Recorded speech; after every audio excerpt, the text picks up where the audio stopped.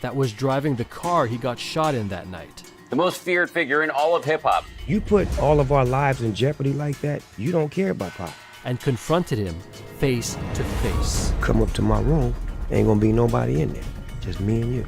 This either the moment you gonna kill me, or we gonna get some clarity in this air. But did Snoop Dogg know something was going to happen that night? The next day, we turned on the news, all we seen was the yellow tape, and it just was all bad. Shakur was shot 4 times after leaving the Mike Tyson boxing match in Las Vegas in a car driven by Marion Suge Knight, head of his label, Death Row Records. So I jumped in my Hummer and we drove to Vegas. Suge was at home. He was standing up, but he had like a patch of his hair was wrapped up. And he came and explained to us as far as what had happened. But he was explaining it to us like joyful. He was like, man, them started shooting at us. Tupac trying to jump in the backseat. I'm like, get down. I pull him down and you know, he was saying it like Pop was gonna live, you know what I'm saying? Like, because that must have been the spirit that Pop showed him. Like, even when he said he was driving to the hospital. So I jumped right on the highway to see him. I had a chance to sit there with him. At that time, me and him really wasn't eye to eye. It was all bad. It was all bad. He was my friend before Death Row. When I met him at the Poetic Justice rap party. So I get to the party, the DJ put something on. He like, yeah, I got my little cousin Snoop Dogg in the house. We'll come up here and rap. Before he could give me the mic, Tupac grabbed the mic. He'd say his little verse. You got the mic. He take it back. We like rapping at each other. Like sort of kind of aggressive. We do like 4 or 5 raps. Everybody in the party like it just made a circle now.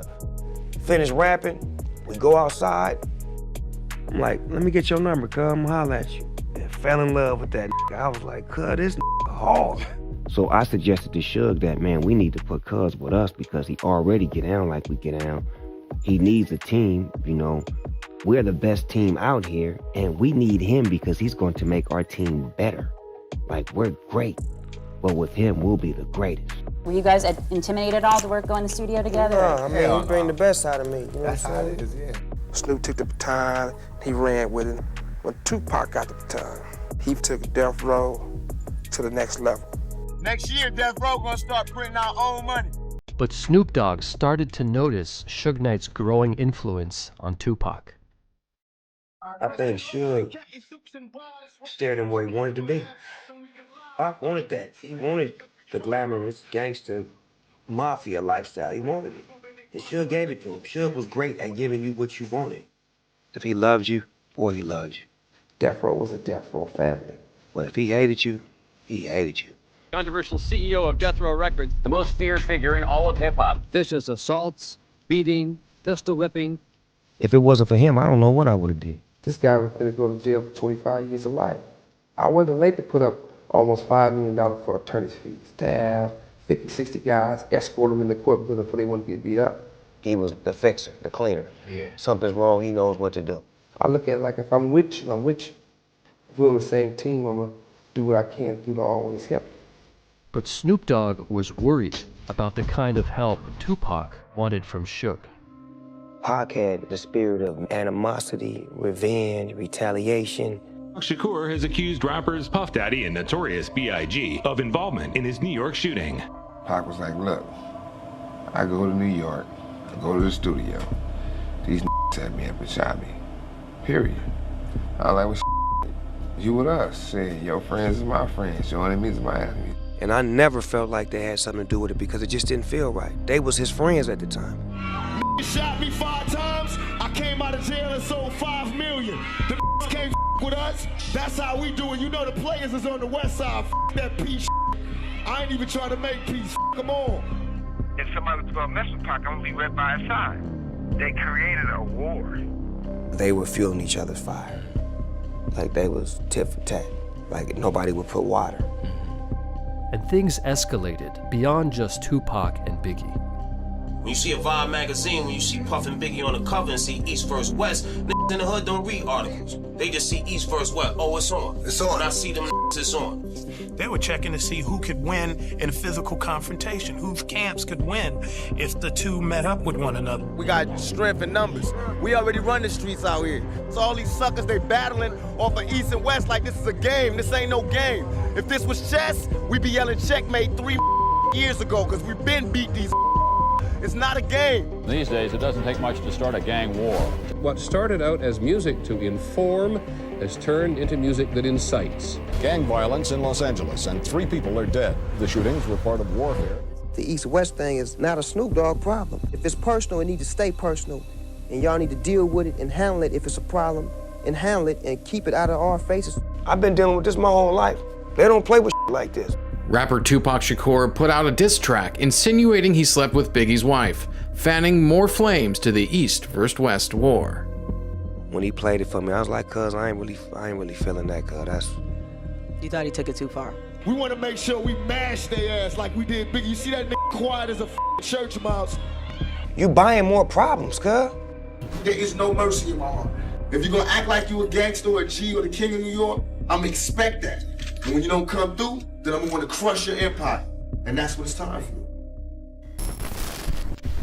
And just a few days later, what Snoop Dogg feared became a reality. Tupac Shakur has been taken to a hospital where he remains in critical condition. He is being surrounded by friends and family, hoping for a recovery. When I went to go see him, that ain't what I got. He wasn't moving, he wasn't talking, he wasn't breathing on his own. His mama, she pulled me to the side, and that's when I knew it was bad, because she telling me to be strong and all this shit. I'm like, he laid up, and I just get right on the side of his head and just start talking to him in his ear. Just talking to him. It was some other shit, cuz. Then as soon as I walked out of there, I went in the bathroom and I threw up.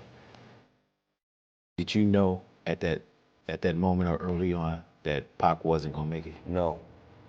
That's Superman, cuz I thought he was coming out of that. You seen it before. I watched him do it before. So I was like, he'll be all right, he gonna come out of it. And that broke my heart.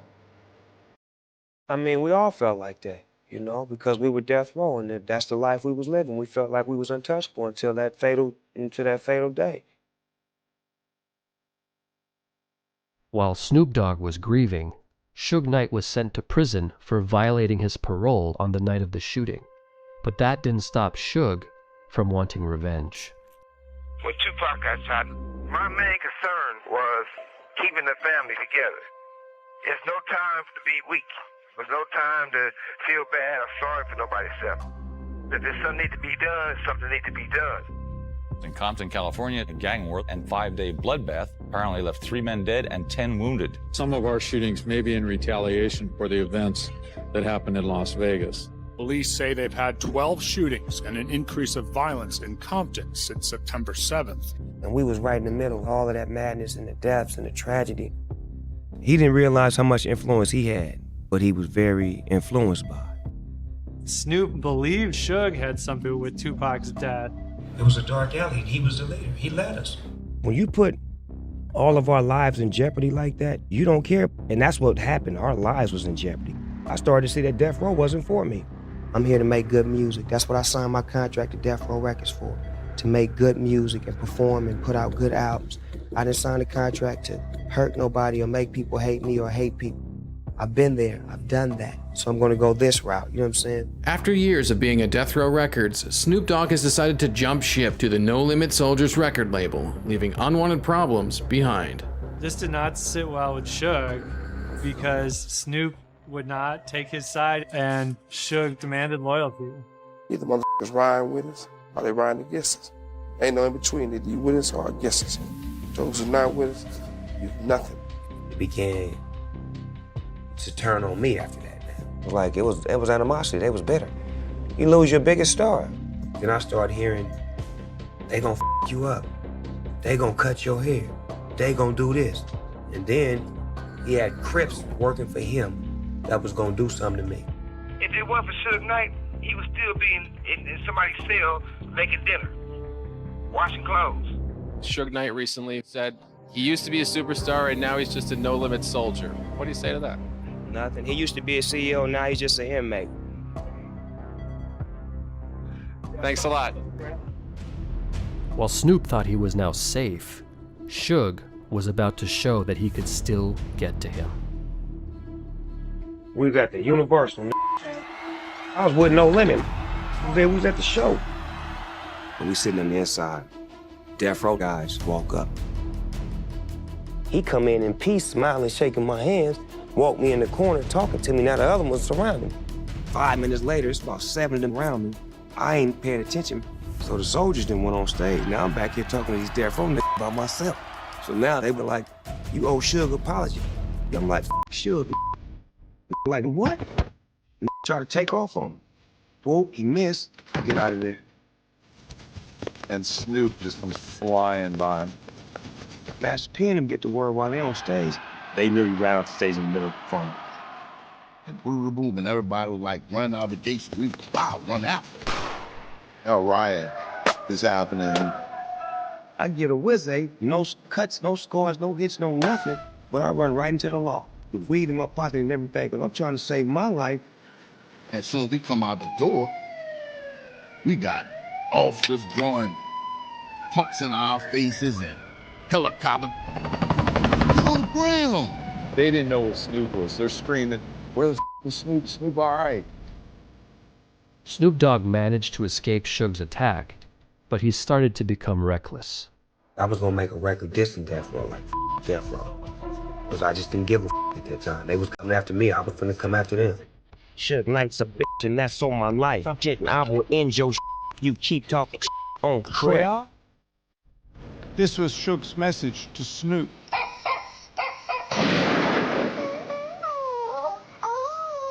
Death Row Records CEO Suge Knight celebrating his newfound freedom after serving 5 years for a probation violation. Damn, it still ain't nothing changed. Death Row's back on the streets, back on the clubs. You're out of jail, on parole. Is LA divided now between where Suge goes and where Snoop goes? Yes. Suge goes everywhere in LA.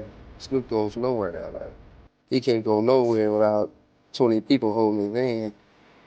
I look at it the way where I'm gonna respect you, you're gonna respect me. If you can't respect me, I'm gonna teach you how to respect me. Now that Suge was out, Snoop was constantly looking over his shoulder. But something was about to make things worse. I just got off stage and I was going to roll back to the house. I pull up about a block and a half before I know it. 100 police pull up on me. They all drawing down with real guns. And they not playing. So they finally come over, pull me out the car, start talking to me, and they're like, well, do I know this particular guy? I'm like, nah. And they start saying, well, he knows you, and he says that he sold you this gun, that gun, that gun, and that gun. You can play dumb all you want. We have your wife and kids under arrest, and we finna run through your whole house. So either you gonna tell us where the guns are, or we gonna put your family through hell. And I had to think, my daughter is in the house, my sons is in the house. Do I really want them to go through this bullshit that I'm trained for, that just doesn't bother me, but they've never seen this. So I said, you know what? If I give you a couple of guns, will you leave my house and let my wife and kids go?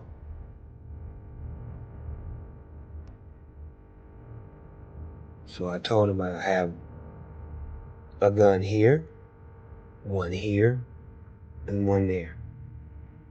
And that's the only guns I got in my house. He put the call in, let my wife and him go. And then I had to take this to probation that made me fire every security that I had around me.